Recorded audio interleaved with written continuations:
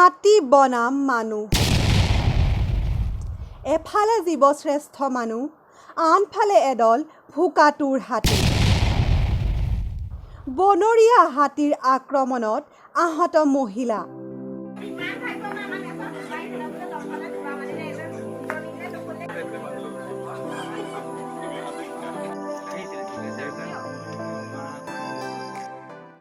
Number আৰু বিজুলী বনাঞ্চলৰ পৰা নিশা হ'লেই হাতী জাকে জাকে প্ৰৱেশ কৰে মৰঙী মৌজাৰ বিভিন্ন গাঁওসমূহত।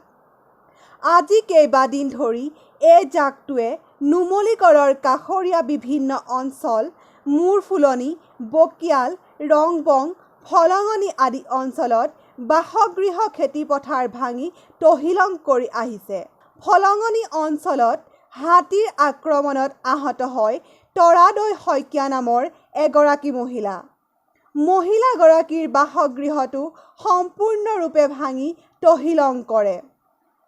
কথম্পি প্ৰাণ ৰক্ষা পৰে কেইবাজনো লোকৰ।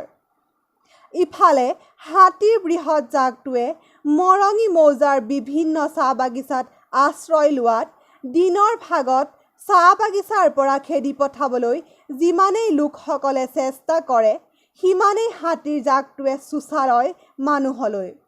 যিকোনো মুহূৰ্ততে সংঘটিত হ'ব পাৰে হাতী ভয়াৱহ সংঘাত। এনেদৰেই মৰঙী মৌজাত অব্যাহত আছে হাতী মানুহৰ সংঘাত। আজি বৰ্তমান এজন হাতী আহিলে। এজন হাতী আহি পেলাই এইপিনে আগফালে মানুহ তাত কলগছ খালে, কলগছ খাই এইফালেদি আহিলে, এইফালেদি আহি পেলাই সোমালে। মই তেতিয়া আমাৰ মা আছিলে আৰু ভতিজা ছোৱালীজনী আছিলে ইয়াতে। তেওঁলোকক উলিয়াই নিলোঁ আহি পেলাই আমি দুজনে। গোটেই মুহূৰ্তে ভাঙি থৈ গ'ল আৰু ঘৰ দুৱাৰ একোৱেই নাই আৰু প্ৰতি বছৰেতো 4-5 বাৰ ভাঙে, এবাৰেই নহয়। আমাৰ ইয়াত 4-5 বাৰ হাতীয়ে ভাঙিয়ে থাকে প্ৰতি বছৰে ভাঙি থাকে। আৰু মোৰ এতিয়া ল'ৰাটো 9ত পঢ়িছে, তাৰ গোটেই কিতাপখিনি খাই পেলালে।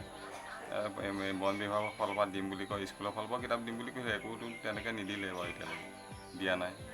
আৰু পঞ্চায়ততো ইয়াত দিয়া হয়, তেনেকৈতো সা সুবিধা আমি তেনেকৈ পোৱাই নাই আৰু এনেই দিহে থকা